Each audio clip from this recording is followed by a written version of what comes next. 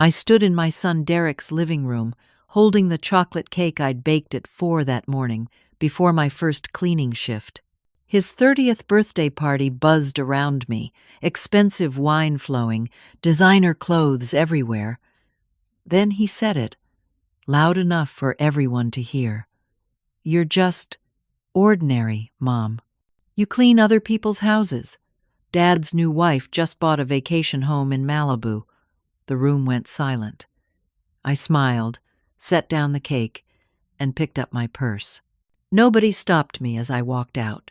My hands shook as I gripped the steering wheel of my 20-year-old Toyota. The evening air felt thick as I pulled away from Derek's neighborhood, those perfect houses with their manicured lawns fading in my rearview mirror. I didn't cry. I was past crying.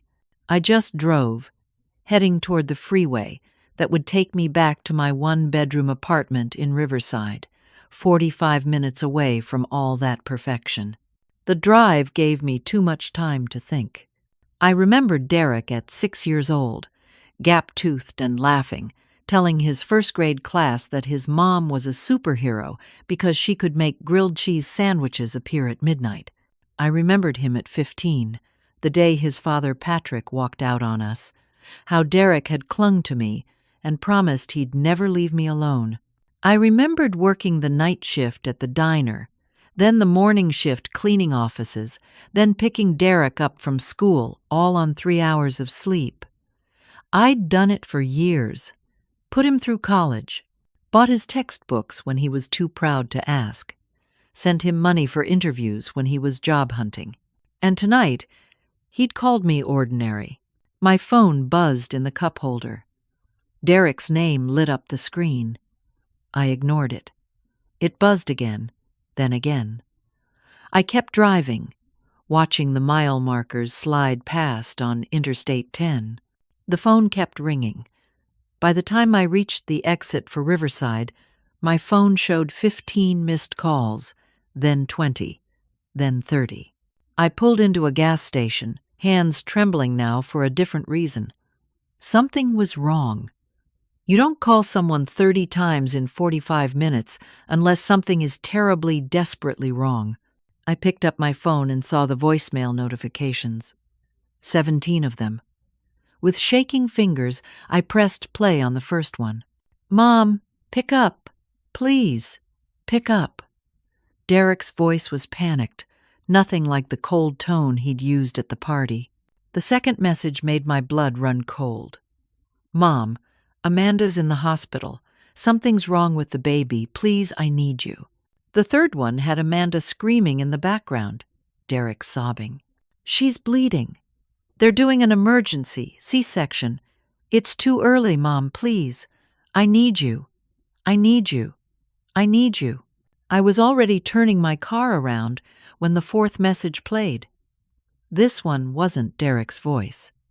"Miss Aspen, this is Dr. Richardson at St. Joseph's Hospital. Your son gave us your number as his emergency contact. His wife is in critical condition. The baby is in distress. He's asking for you. We need family medical history immediately, and your son is too distraught to provide accurate information. Please call us back or come to the hospital as soon as possible." I pressed the gas pedal harder than I should have. St. Joseph's was in Orange County, back the way I'd come, another 30 minutes past Derek's house. My mind raced with questions I couldn't answer. Amanda was only 32 weeks pregnant.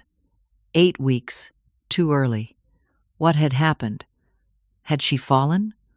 Was it stress? Was the baby going to survive? And underneath all those urgent questions was another one, smaller but sharper. Why should I go back? He'd humiliated me in front of everyone, called me ordinary, made it clear I was an embarrassment to him. But he was still my son, and that was still my grandchild, fighting for life. I called Derek's number as I merged back onto the freeway. He answered on the first ring. "Mom." The word came out like a sob. "Mom, where are you?" "I'm coming," I said. My voice sounded steadier than I felt. "I'm 25 minutes away. Tell me what the doctors need." The emergency room parking lot was chaos. I found Derek's BMW abandoned at an angle across two spaces, the driver's door not quite closed. My heart hammered as I ran through the automatic doors, my sensible cleaning day shoes squeaking on the polished floor. Derek was in the surgical waiting room, pacing like a caged animal. His expensive shirt was untucked, his hair standing up where he'd been running his hands through it. When he saw me, he ran over, tried to grab me in a hug. I stepped back. His arms fell to his sides. "What do the doctors need?" I asked. He looked at me with red-rimmed eyes. "They're doing an emergency C-section right now. Amanda started hemorrhaging at the party, right after you left. She collapsed in the bathroom. There's so much blood, Mom, so much blood. The baby is only 2 pounds, they think. Maybe less. And Amanda has some kind of blood condition. They're asking about clotting disorders, and I don't know anything about her medical history. Where are her parents? They died 3 years ago. Car accident. I never met them, and I never asked Amanda about her extended family's medical history because I'm an idiot, Mom. I'm such an idiot." I took a breath, forcing myself to think clearly. Does Amanda have a purse here? A wallet?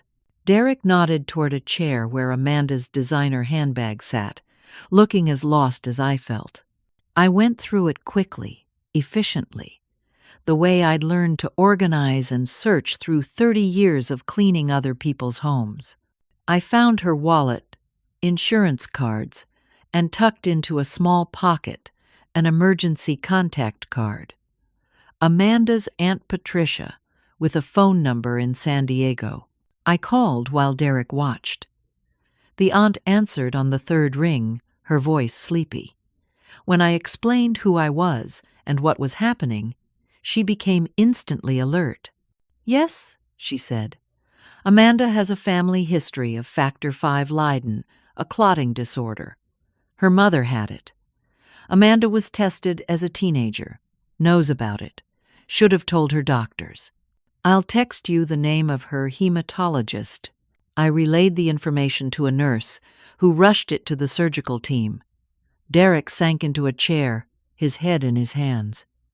"You came back," he whispered.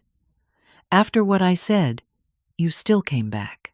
Before I could respond, I heard a voice I knew too well, a voice that still made my stomach clench, even after 15 years of divorce. "This is your fault," Patrick said, striding into the waiting room like he owned it. His new wife, Charlene, clicked behind him in heels too high for a hospital. "If you hadn't made a scene at the party, Derek wouldn't have been upset. Amanda wouldn't have been stressed. None of this would have happened." I stared at my ex-husband. He'd aged well, the way men with money do. Silver hair that looked distinguished instead of old. Expensive suit, even on a Saturday night. Charlene beside him, young enough to be his daughter, dripping in jewelry. "I didn't make a scene," I said quietly. "I left." "You embarrassed him in front of his friends," Charlene added, her voice sharp. "If you hadn't shown up in those clothes, with that sad little homemade cake, none of this would have happened. You're the one who caused all this stress." I looked at Derek, waiting for him to defend me. He opened his mouth, then closed it, looked away. "Dad, that's not," he started weakly. "You need to focus on your wife, son," Patrick cut him off. "Not deal with your mother's drama. This is exactly why I've been telling you to create some distance. She brings chaos wherever she goes." A nurse appeared before I could respond. "The baby's been delivered," she said. "A boy. He's in critical condition in the NICU. 2 pounds, 9 ounces. He's breathing but needs mechanical assistance. Your wife is still in surgery. The bleeding is significant. We need to know who's authorized to make medical decisions if your son is too emotional to do so." "I'll do it," Patrick said immediately. "I'm his father. I know how to handle these situations." But Derek was looking at me. "No," he said. "Mom knows Amanda. Mom stayed calm and got the medical information. Mom should do it." Patrick's face turned red. "That's ridiculous. She's completely unqualified." The nurse looked between us. "We need a decision." Derek stood up, and for a moment I saw a flash of the boy who used to defend me against playground bullies. "Mom," he said, "please, help us." I nodded. The nurse handed me paperwork, explained what might be required. Patrick stepped closer, his voice low and threatening. "If anything happens to that baby or Amanda, it's on you. Don't forget that," Charlene added. "You've already taken enough from this family." The nurse led me to the NICU. Through the glass, I could see my grandson for the first time. So tiny, so fragile, tubes and wires everywhere. A machine breathing for him. He looked like Derek had looked when he was born. The same dark hair, the same tiny fists. I pressed my hand to the glass. "I'm here, little one," I whispered. "Your grandma's here. You fight. You keep fighting."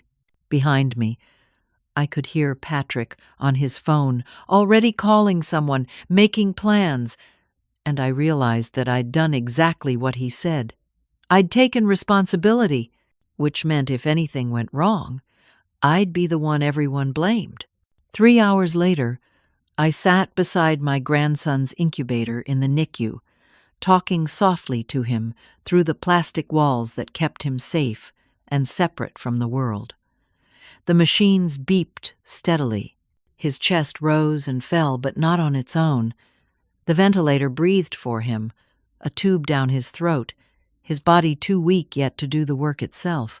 I told him about the day his father was born, how I'd held Derek for the first time and counted his fingers and toes 3 times because I couldn't believe something so perfect was mine, how I'd sung to him every night, the same lullaby my mother sang to me, how I'd worked nights at the diner, Derek sleeping in a laundry basket behind the counter, my boss looking the other way because she knew I had nowhere else to put him. I told him about nursing school, about how I'd been so close to finishing, just 3 months away from my degree when I got pregnant with Derek. How Patrick had convinced me to drop out, promised he'd take care of us. How I'd believed him because I was young and in love and stupid. How, after Derek was born, Patrick's business failed, and I had to work immediately. Cleaning jobs were flexible, cash-based. Let me make my own schedule. I'd thought it was temporary. 30 years later, I was still cleaning other people's houses. A voice interrupted my thoughts. "You've got that look." I turned to see a nurse standing nearby. She was older, maybe 70, with kind eyes and deep smile lines. Her name tag said Grace. "What look?" I asked. "The look of a woman who gives everything and gets nothing back," Grace said. She sat down in the chair next to mine, even though she was clearly on duty. "I see mothers like you all the time, sacrificed for their kids. Kids grow up, forget what it cost. Then one day they need something, and here you are again." I didn't know what to say to that, so I said nothing. Grace looked at the baby. "He's a fighter. Takes after someone, I imagine." Before I could respond, a hospital administrator appeared with a clipboard and a grim expression. "I need to speak with the family about financial matters," she said. She led me to a small conference room where Derek was already sitting, his face pale. The administrator sat across from us, opened a folder, and delivered the news that made my stomach drop. "There's been an issue with your insurance," she said to Derek. "Our billing department shows that your policy lapsed last month due to non-payment." "That's impossible," Derek said. "I have insurance through my company." "You changed jobs 3 months ago," the administrator said gently. "According to our records, you enrolled in the new company's insurance plan, but the first payment was never processed. There's a gap in coverage." Derek's face went white. "I thought it was automatic. They take it out of my paycheck." I didn't. The administrator continued. The emergency C-section, your wife's complications, the NICU care. We're looking at expenses that could reach $500,000. Someone needs to sign financial responsibility documents. Derek looked like he might be sick. I don't have $500,000. I don't have a tenth of that. We just bought the house. I used our savings for the down payment. The conference room door opened. Patrick walked in, Charlene trailing behind him. The administrator had called him too, apparently. Patrick took one look at Derek's face and smiled. It wasn't a kind smile. "Let me guess," Patrick said. "Insurance problems?" The administrator explained the situation again. Patrick listened, nodding, his smile growing. When she finished, he leaned back in his chair. "I can help," he said. "I'll cover the medical expenses. All of them." Derek's relief was visible. "Dad, thank you, But there are conditions," Patrick continued. "You and Amanda move in with Charlene and me after she's released. You come work at my company, and I manage your finances until you're stable. No more of these mistakes." I watched Derek's face as he understood what his father was offering. Not help, control. Patrick would own him. Every decision, every choice, filtered through Patrick's approval. "Derek," I said softly, "you don't have to." "Stay out of this," Patrick snapped. "This is between me and my son. Unless you have $500,000 hiding somewhere." He knew I didn't. He knew exactly how much I made, how little I had. He'd made sure of that in the divorce, fighting me for every penny even though he earned 10 times what I did. Derek looked at me. "Mom, do you have any savings? Anything at all?" I'd spent 30 years building my safety net. $63,247, hidden in a savings account Patrick didn't know about. Money I'd saved $5 at a time, $10 at a time, $100 when I had a good week. It was supposed to be my retirement, my escape plan if I ever got too old or sick to clean houses. "I have some money saved," I said quietly. Patrick actually laughed. "That's adorable. How much? 5,000? 10? 63,000. The room went silent. Even Patrick looked surprised. Then his expression shifted to something calculating. "Well, well," he said.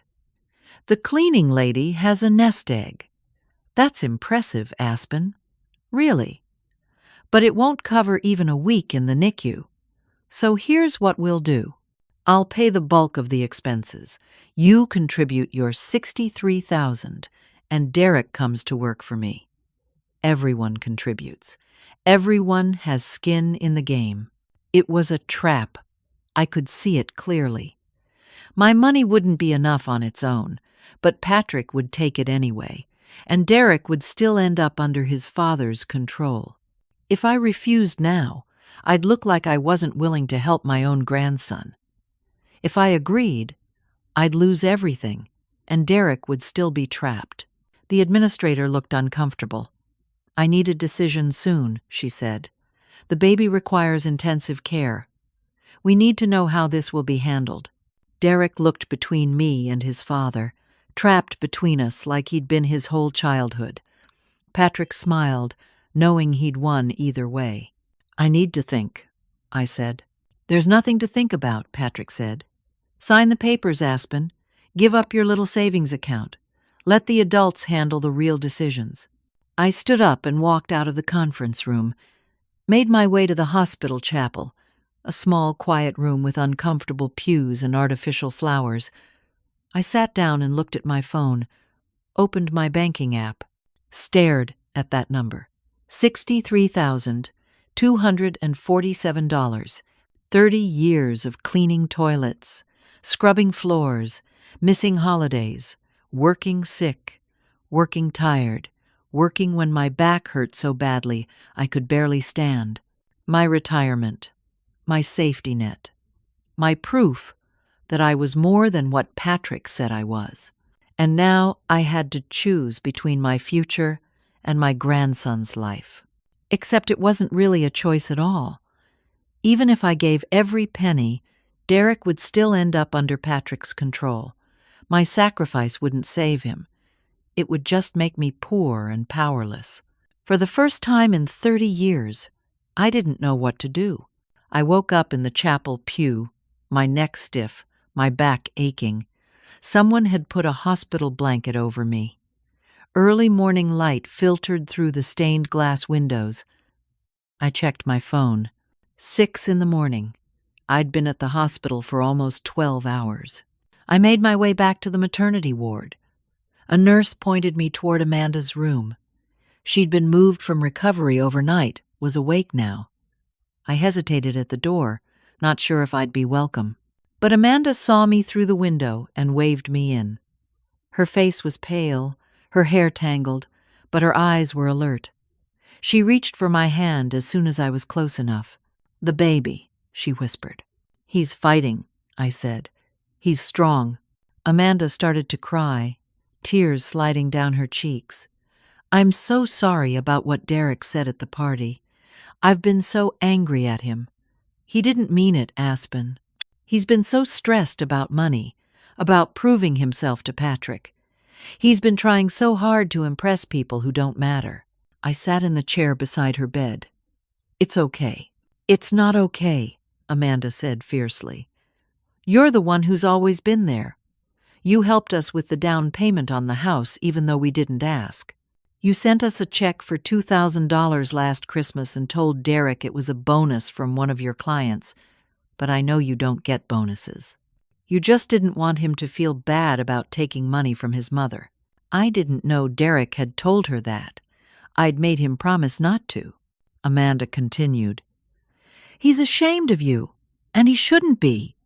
He should be ashamed of himself for caring what Patrick thinks. Patrick left you with nothing when Derek was 15. Patrick sent Derek a birthday card every year with a $100 bill inside and thought that made him Father of the Year. You were the one who raised him. You were the one who sacrificed." The door opened. Derek stood there, looking like he hadn't slept. He saw me holding Amanda's hand, and his eyes filled with tears. "Mom," he said, "I'm so sorry. I'm so sorry." He came into the room, pulled up another chair. For a long moment, nobody spoke. Then Derek started talking, and the words poured out like he'd been holding them back for years.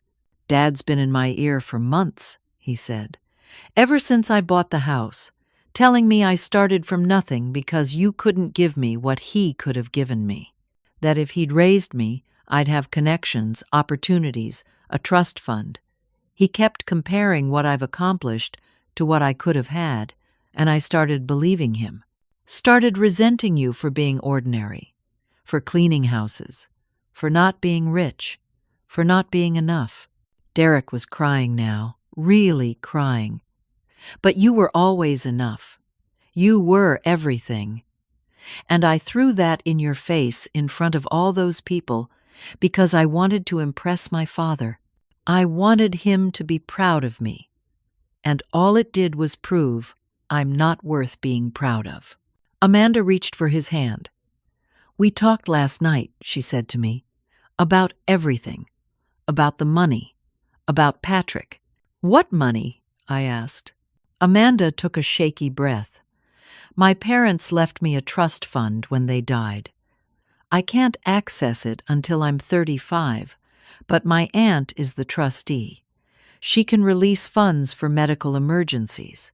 It's enough to cover the hospital bills. All of them.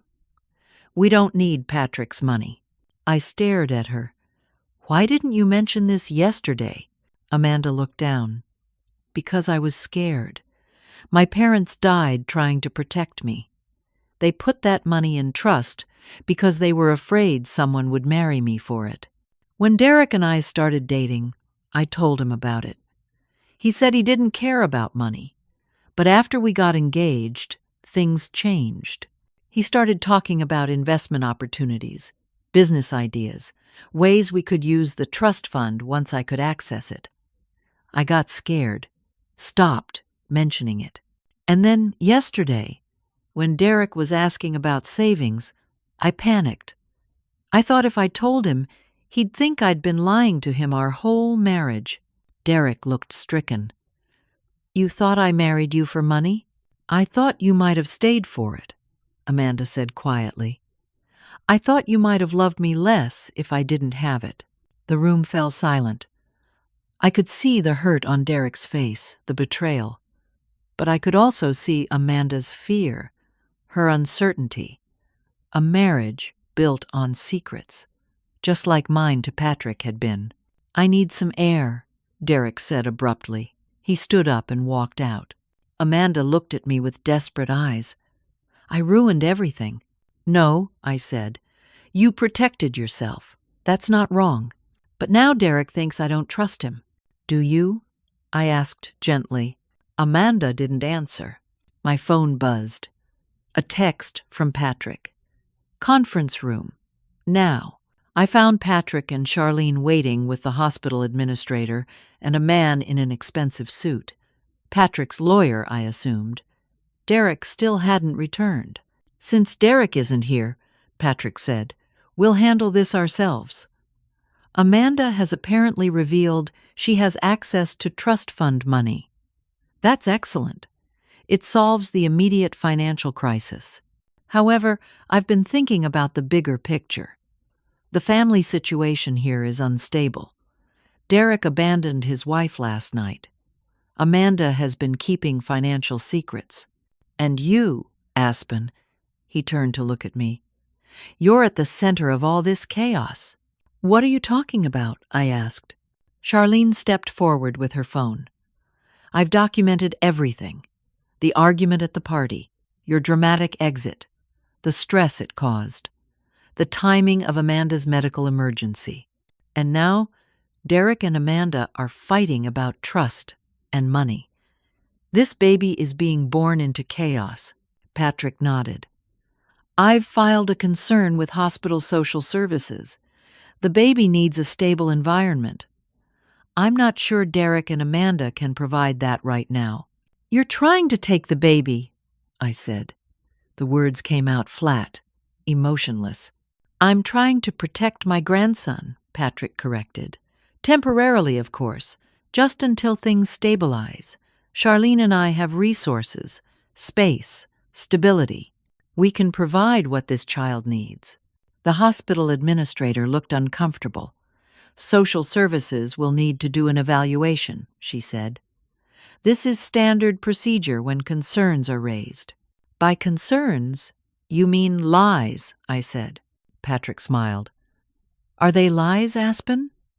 Is this family stable right now? Is this the environment a premature infant needs?" Before I could respond, the door opened. Not Derek. A woman with a hospital badge and a clipboard. The social worker. And I realized Patrick had won again. He'd created chaos, then positioned himself as the solution, and I was powerless to stop him. The social worker asked me to step out while she spoke with Amanda. I stood in the hallway, shaking. A few minutes later, I heard voices. 2 nurses at the station, talking quietly. "Isn't that the cleaning lady who works at Dr. Patel's office?" "Yeah, I think so. Strange seeing her on this side of things." They didn't mean it cruelly, but the words hit me like a slap. That's who I was here.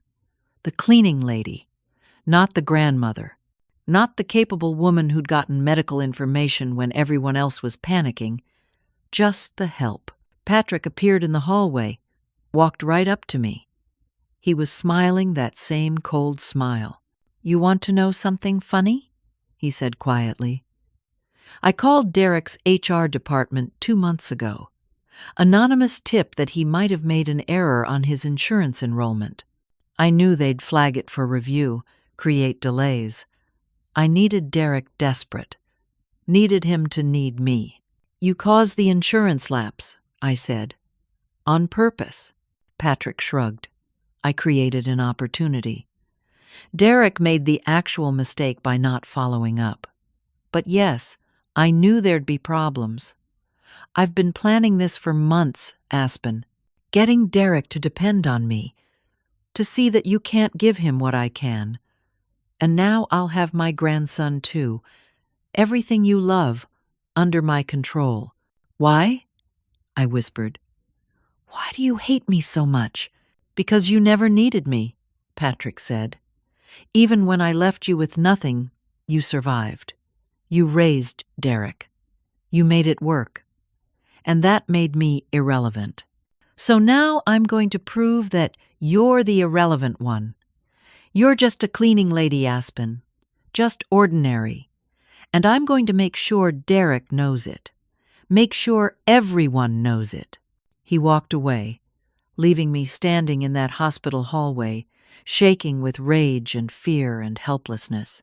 I'd spent 30 years being silent, staying small, letting Patrick and others define me. And it had brought me here, to this moment, where my grandson might be taken by the man who destroyed my life once already. I thought about silence, about how I'd always believed it was strength. Grace had said something in the NICU yesterday about women waiting for permission to matter. Maybe I'd been waiting too long. By that afternoon, the crises were coming from every direction at once. Derek hadn't come back to the hospital. He wasn't answering calls from me or Amanda. Amanda was beside herself, crying so hard that her blood pressure spiked and the doctors had to sedate her for her own safety. The social worker had completed her initial evaluation and said she'd return the next day with more questions.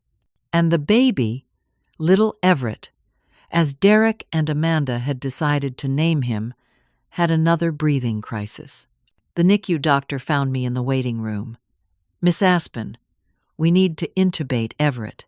His lungs aren't developing as quickly as we'd hoped. There's a treatment option, a synthetic surfactant that could help, but it's experimental, expensive, and there are risks.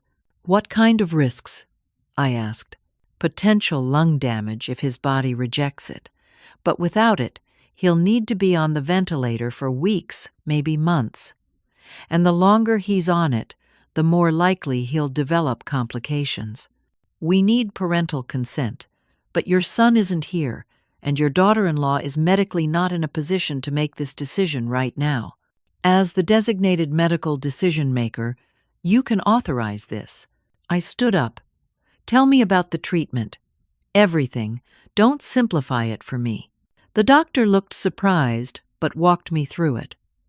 The science, the statistics, the potential outcomes.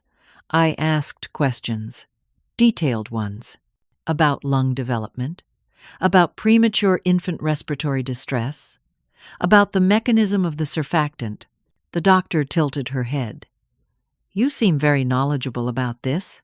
I almost finished nursing school, I said. 30 years ago.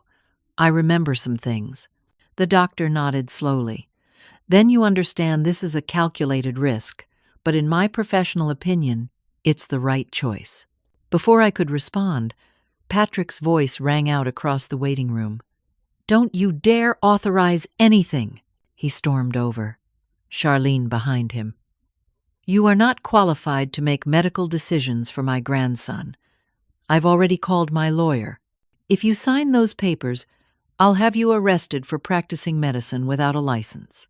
That's not how this works, the doctor said firmly. Miss Aspen is legally authorized to make these decisions, and frankly, she's asked more informed questions than most parents do. She's a cleaning lady, Charlene hissed. She has no business making life and death choices. I looked at Patrick, at Charlene, at the doctor waiting for my decision, and I thought about Everett, struggling to breathe, fighting for every moment of life.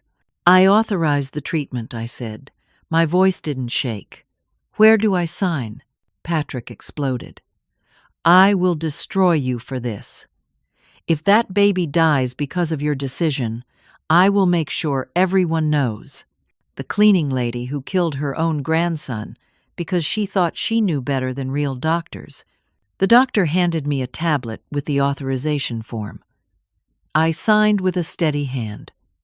Patrick was still yelling, threatening lawsuits, threatening criminal charges. I ignored him. The doctor took the tablet and hurried away to prepare the treatment. I sat back down in my chair. Patrick loomed over me. "You have no idea what you've done," he said. "When this goes wrong, and it will, you'll be finished. Derek will never forgive you. Amanda will never forgive you. And I'll make sure you spend what's left of your pathetic life knowing you killed that child." Then he and Charlene left, probably to call more lawyers.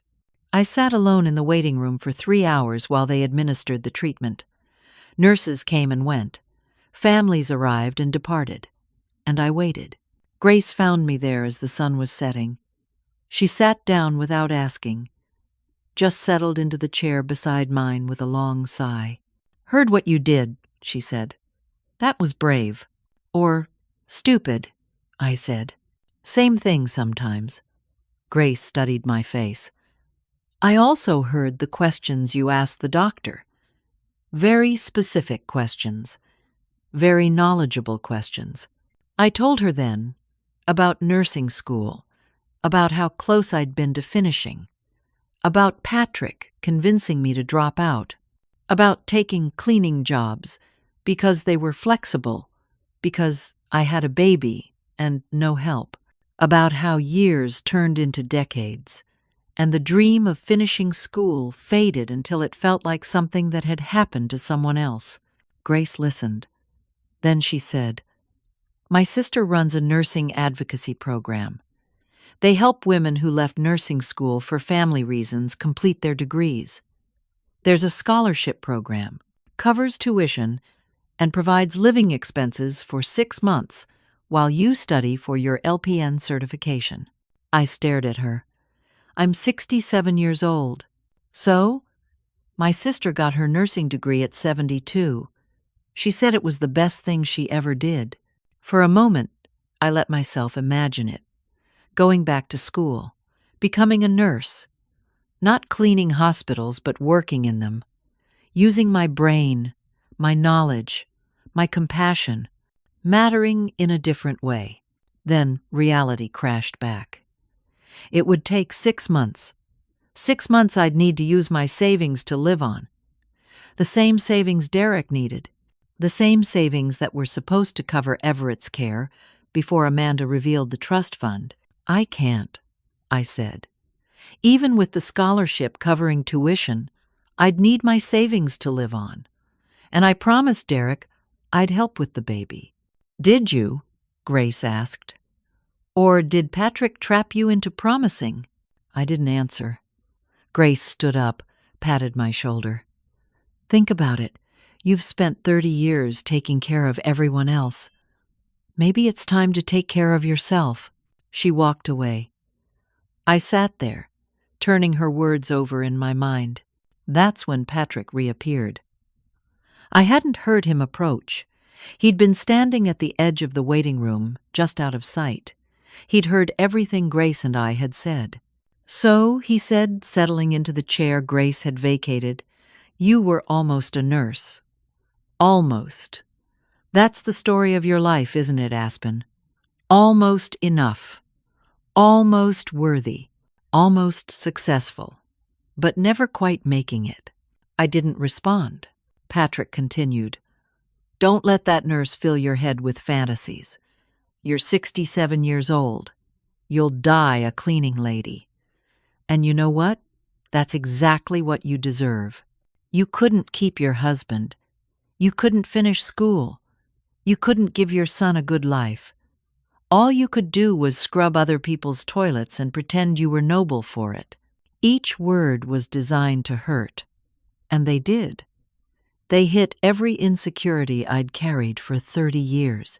"Give Derek the money," Patrick said. "It's the least you can do after wasting your life. Let the adults handle the real decisions from here." He stood up and walked away, leaving me sitting there with his poison in my ears. I don't know how long I sat there, but eventually I heard footsteps. Derek. He looked terrible. His eyes were red and swollen. His clothes were rumpled. He sat down heavily beside me.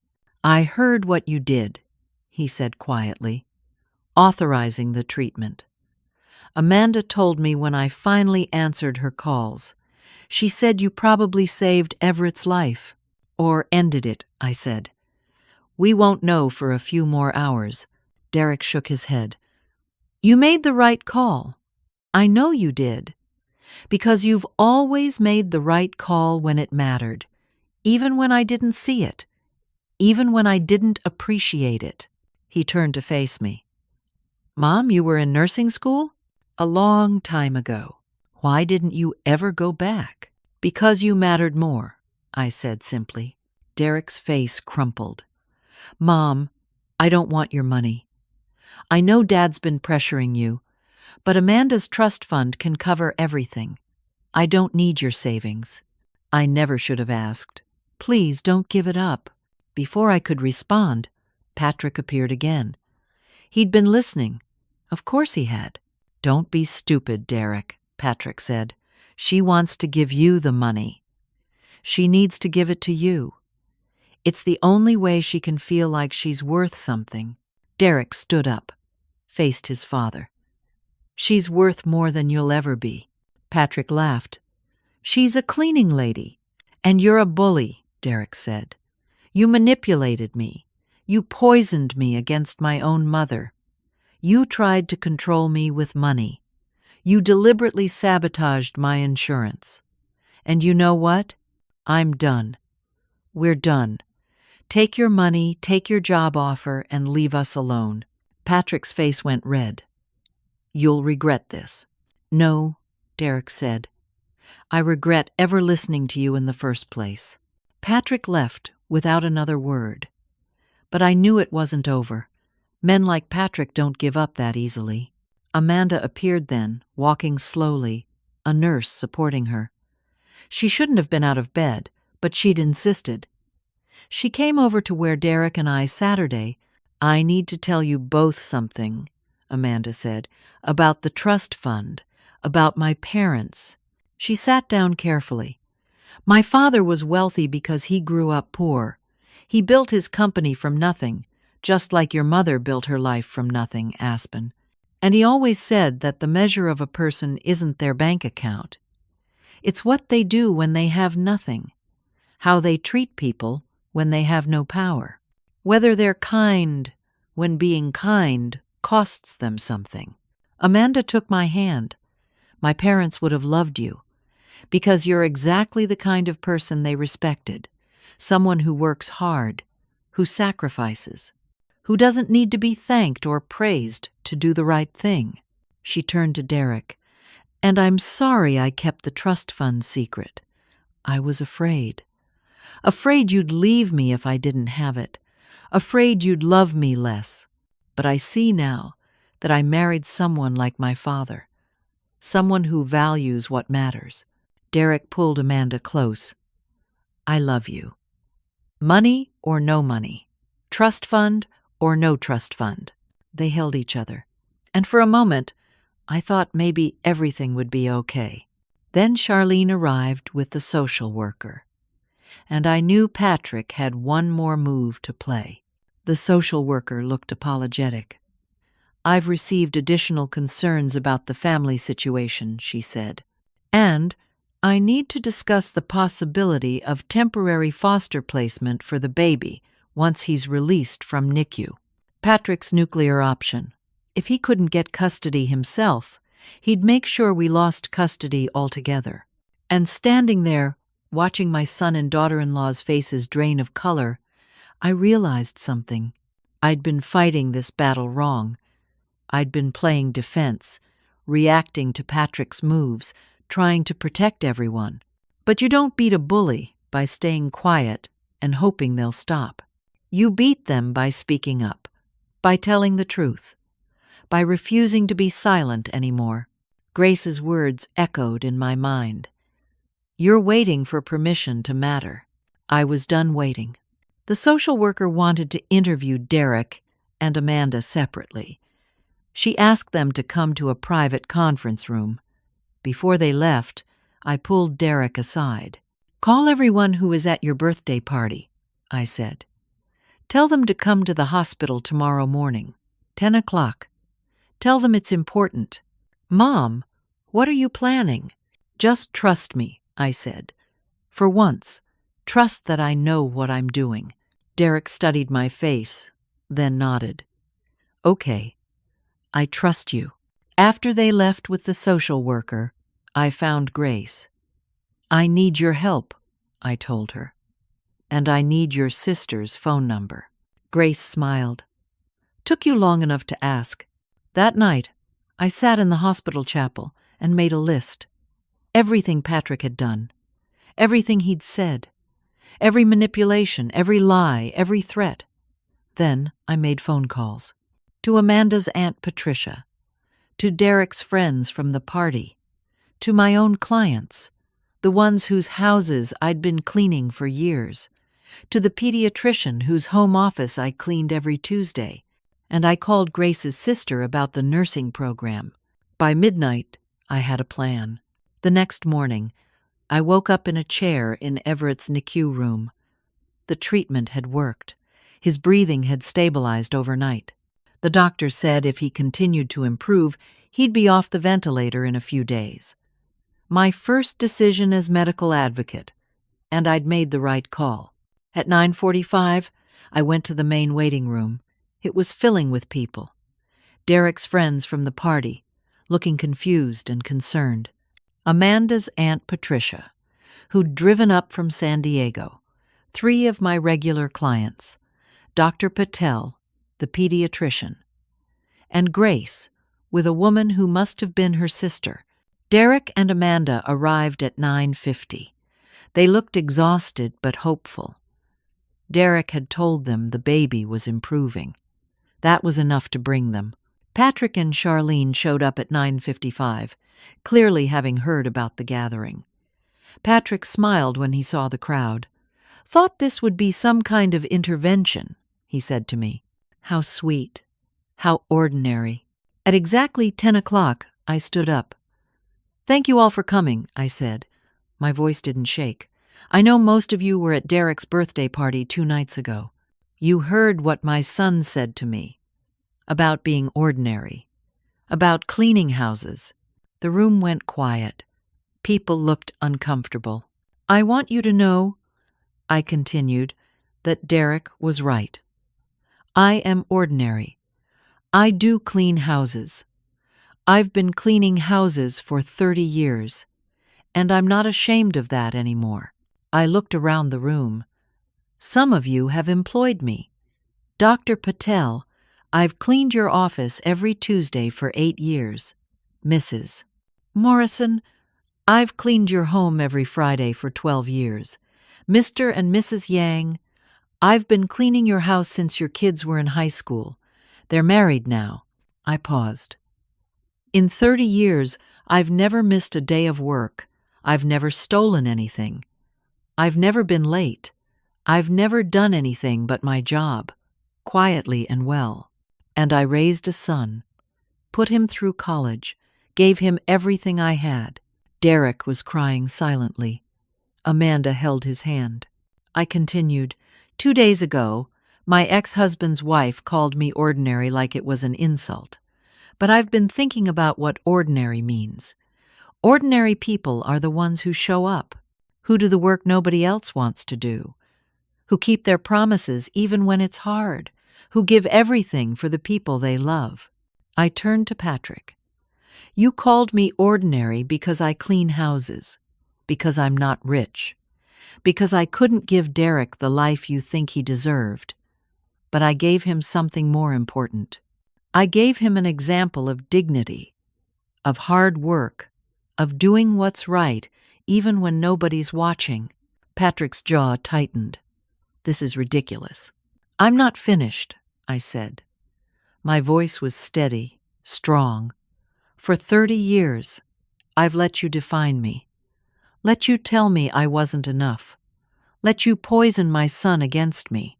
Let you manipulate and control and threaten. I stayed silent because I thought that's what I was supposed to do.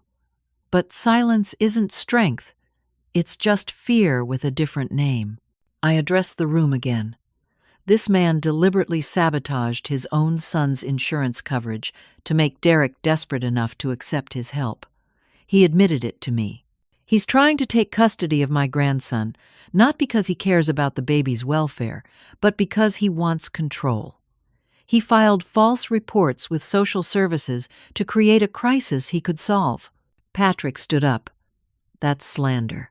I'll sue you. Sue me, I said. I have nothing you can take. You already took everything once. I'm not afraid of you anymore. I pulled out my phone. I'd recorded Patrick's confession in the hallway when he'd told me about sabotaging the insurance, about planning this for months. I played it for the room. Patrick's face went white. You can't. That's illegal recording. It's legal in California, Grace's sister said. She stood up. I'm a lawyer.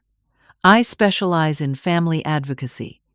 And what we just heard is evidence of deliberate fraud and manipulation. The social worker will be very interested in this. Amanda's aunt stood next.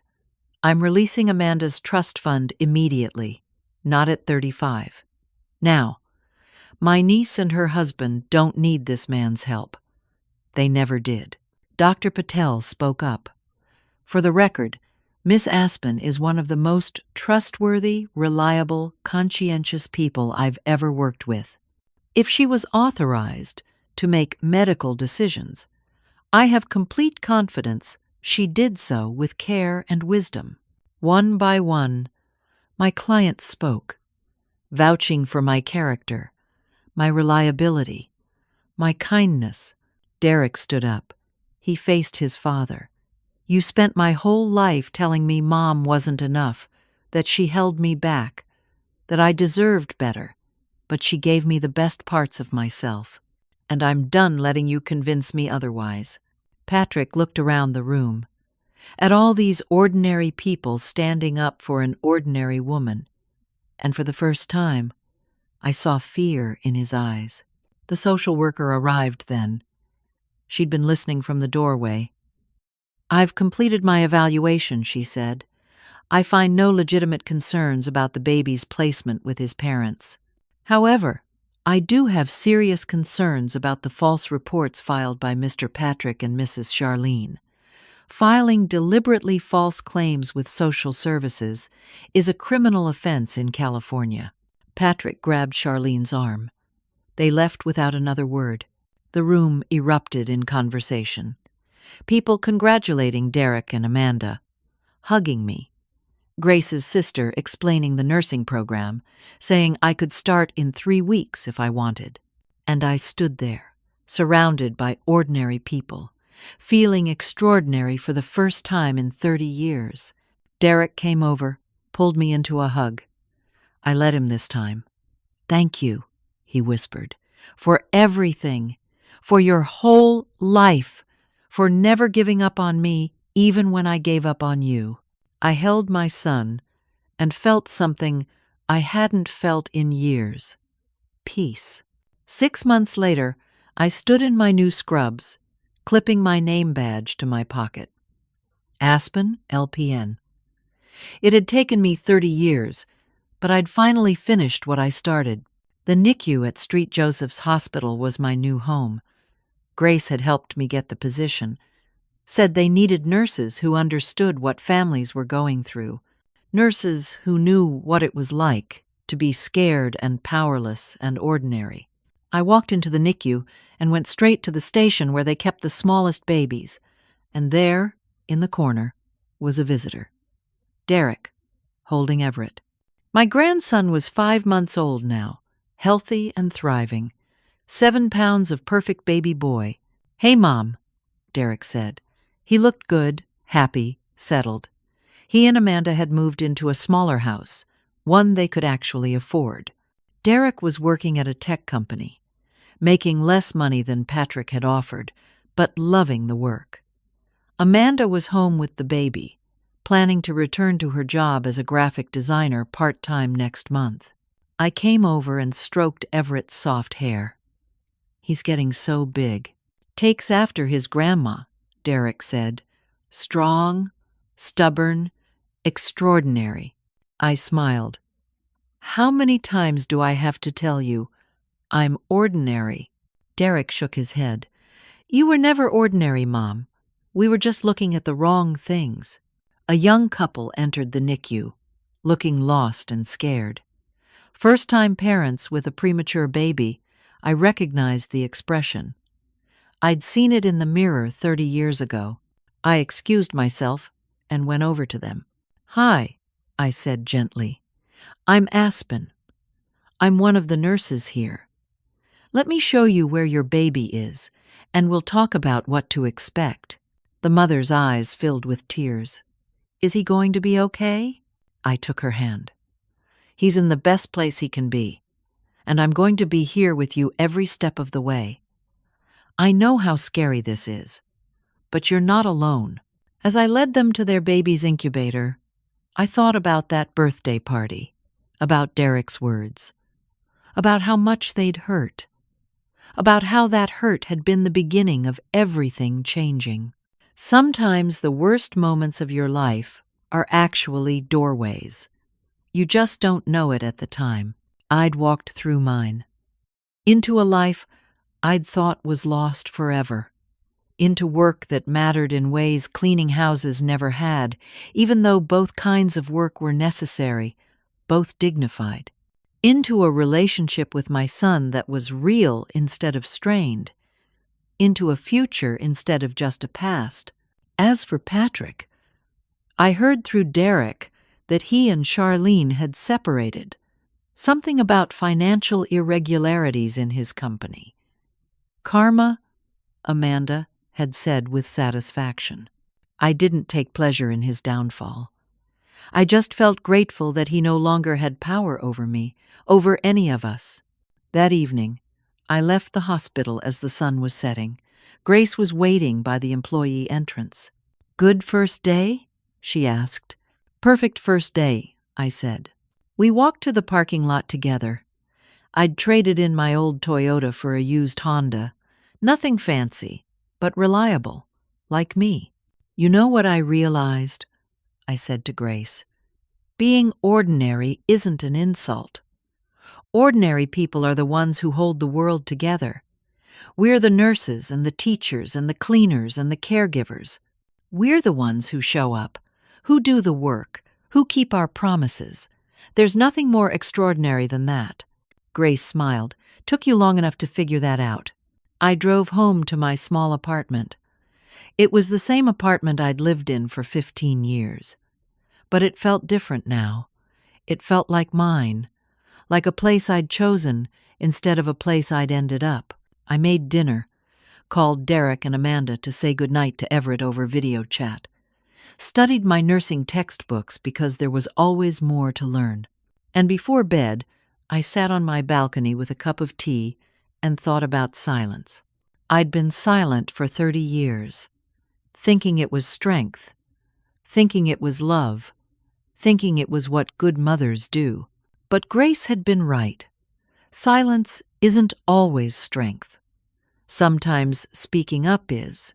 Sometimes fighting back is.